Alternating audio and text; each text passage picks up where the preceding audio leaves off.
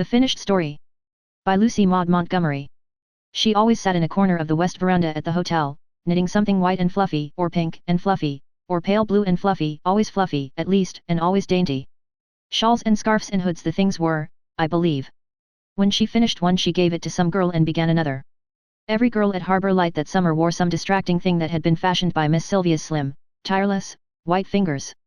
She was old, with that beautiful, serene old age which is as beautiful in its way as youth.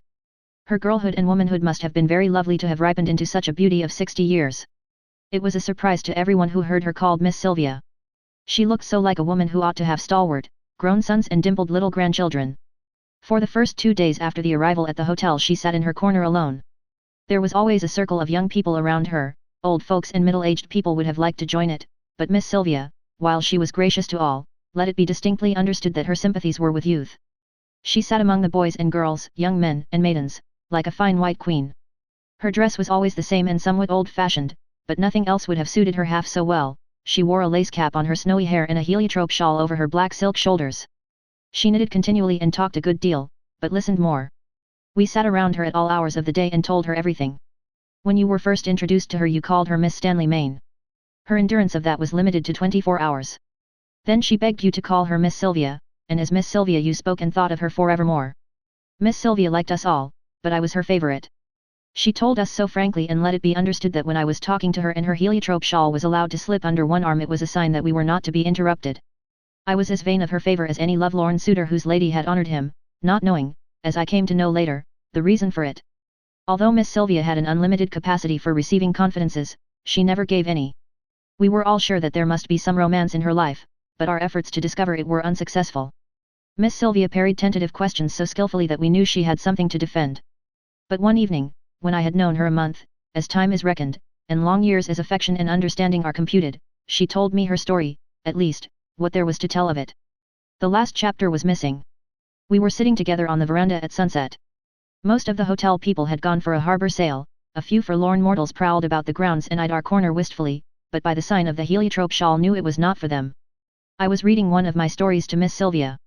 In my own excuse I must allege that she tempted me to do it. I did not go around with manuscripts under my arm, inflicting them on defenseless females. But Miss Sylvia had discovered that I was a magazine scribbler, and moreover, that I had shut myself up in my room that very morning and perpetrated a short story. Nothing would do but that I read it to her. It was a rather sad little story. The hero loved the heroine, and she loved him. There was no reason why he should not love her, but there was a reason why he could not marry her. When he found that he loved her he knew that he must go away. But might he not, at least, tell her his love? Might he not, at least, find out for his consolation if she cared for him? There was a struggle, he won, and went away without a word, believing it to be the more manly course. When I began to read Miss Sylvia was knitting, a pale green something this time, of the tender hue of young leaves in May. But after a little her knitting slipped unheeded to her lap and her hands folded idly above it. It was the most subtle compliment I had ever received. When I turned the last page of the manuscript and looked up, Miss Sylvia's soft brown eyes were full of tears. She lifted her hands, clasped them together and said in an agitated voice. "Oh, no, no, don't let him go away without telling her, just telling her. Don't let him do it." "But, you see, Miss Sylvia," I explained, flattered beyond measure that my characters had seemed so real to her, "that would spoil the story. It would have no reason for existence then. Its motif is simply his mastery over self. He believes it to be the nobler course." "No, no, it wasn't. If he loved her he should have told her. Think of her shame and humiliation. She loved him, and he went without a word and she could never know he cared for her. Oh, you must change it, you must, indeed. I cannot bear to think of her suffering what I have suffered." Miss Sylvia broke down and sobbed. To appease her, I promised that I would remodel the story, although I knew that the doing so would leave it absolutely pointless. "Oh, I'm so glad," said Miss Sylvia, her eyes shining through her tears.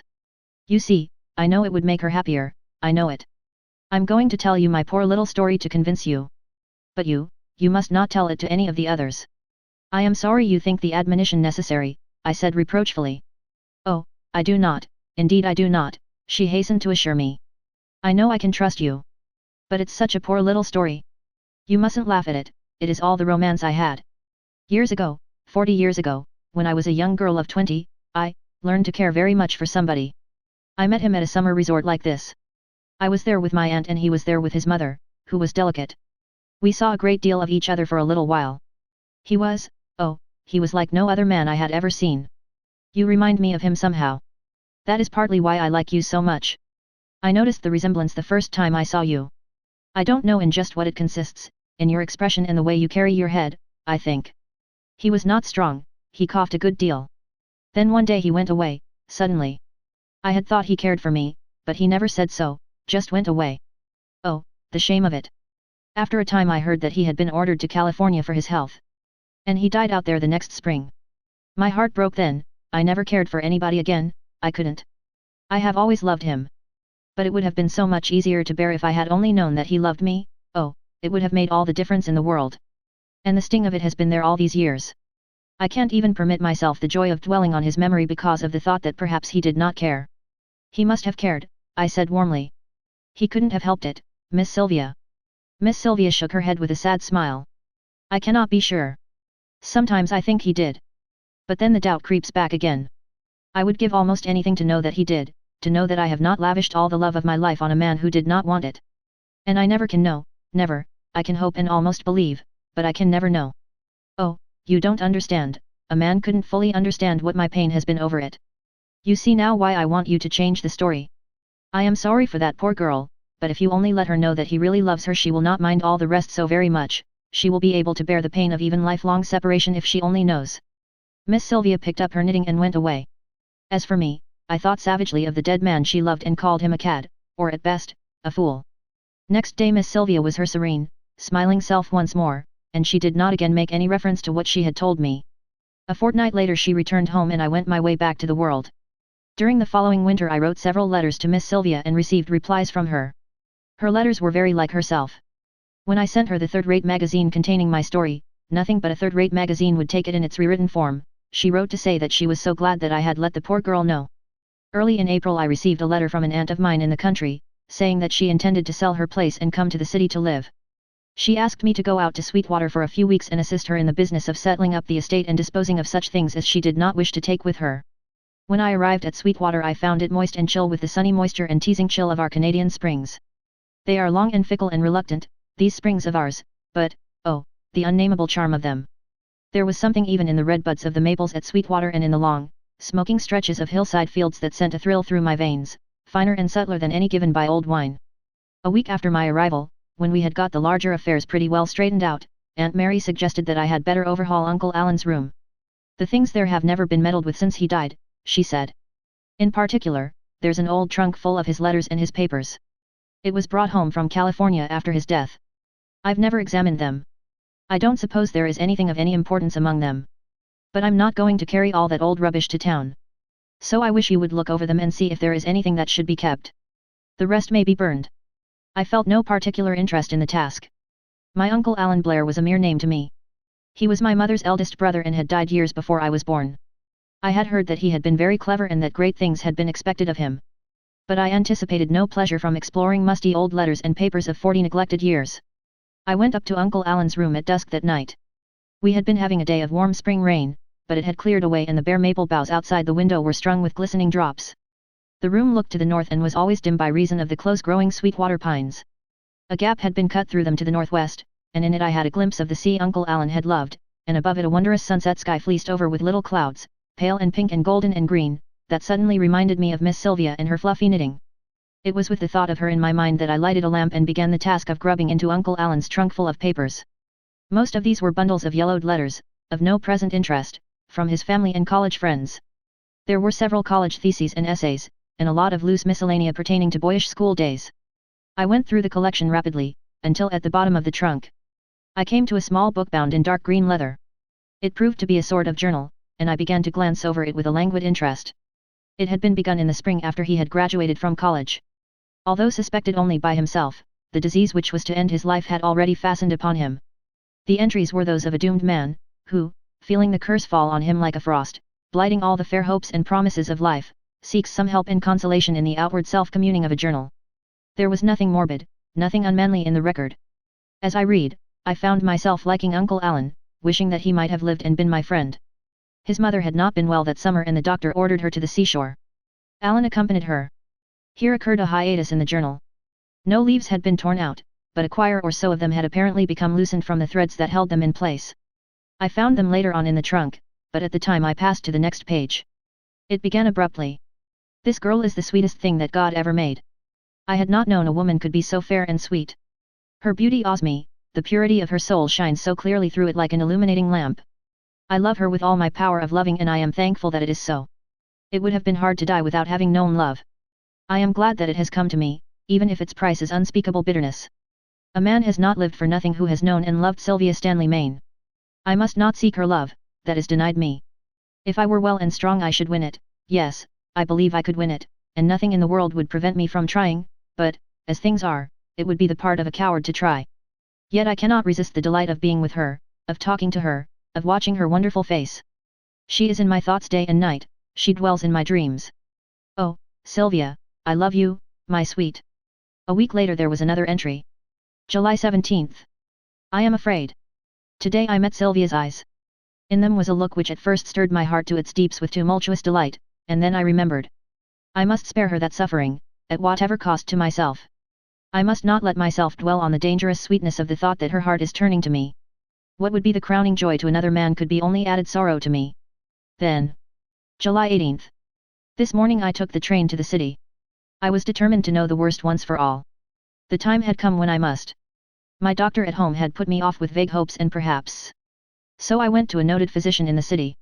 I told him I wanted the whole truth, I made him tell it. Stripped of all softening verbiage it is this, I have perhaps 8 months or a year to live, no more. I had expected it, although not quite so soon. Yet the certainty was none the less bitter. But this is no time for self-pity. It is of Sylvia I must think now. I shall go away at once, before the sweet fancy which is possibly budding in her virgin heart shall have bloomed into a flower that might poison some of her fair years. July 19th. It is over. I said goodbye to her today before others, for I dared not trust myself to see her alone. She looked hurt and startled, as if someone had struck her. But she will soon forget, even if I have not been mistaken in the reading of her eyes. As for me, the bitterness of death is already over in that parting. All that now remains is to play the man to the end. From further entries in the journal I learned that Alan Blair had returned to Sweetwater and later on had been ordered to California. The entries during his sojourn there were few and far between. In all of them he spoke of Sylvia. Finally, after a long silence, he had written. I think the end is not far off now. I am not sorry for my suffering has been great of late. Last night I was easier. I slept and dreamed that I saw Sylvia. Once or twice I thought that I would arrange to have this book sent to her after my death. But I have decided that it would be unwise. It would only pain her, so I shall destroy it when I feel the time has come. It is sunset in this wonderful summer land. At home in Sweetwater it is only early spring as yet, with snow lingering along the edges of the woods. The sunsets there will be creamy yellow and pale red now. If I could but see them once more. And Sylvia. There was a little blot where the pen had fallen.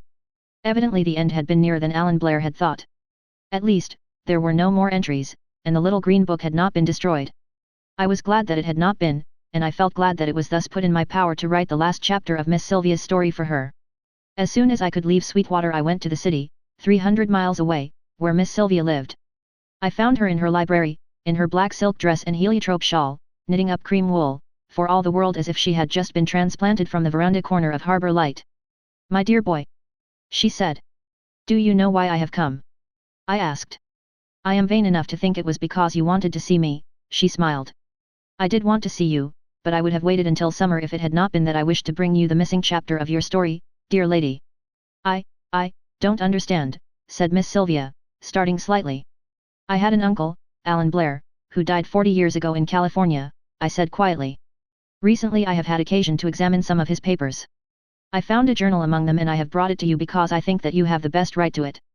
I dropped the parcel in her lap. She was silent with surprise and bewilderment. And now, I added, I am going away. You won't want to see me or anyone for a while after you have read this book. But I will come up to see you tomorrow. When I went the next day Miss Sylvia herself met me at the door. She caught my hand and drew me into the hall. Her eyes were softly radiant. Oh, you have made me so happy. She said tremulously. Oh, you can never know how happy. Nothing hurts now, nothing ever can hurt, because I know he did care. She laid her face down on my shoulder, as a girl might have nestled to her lover, and I bent and kissed her for Uncle Alan.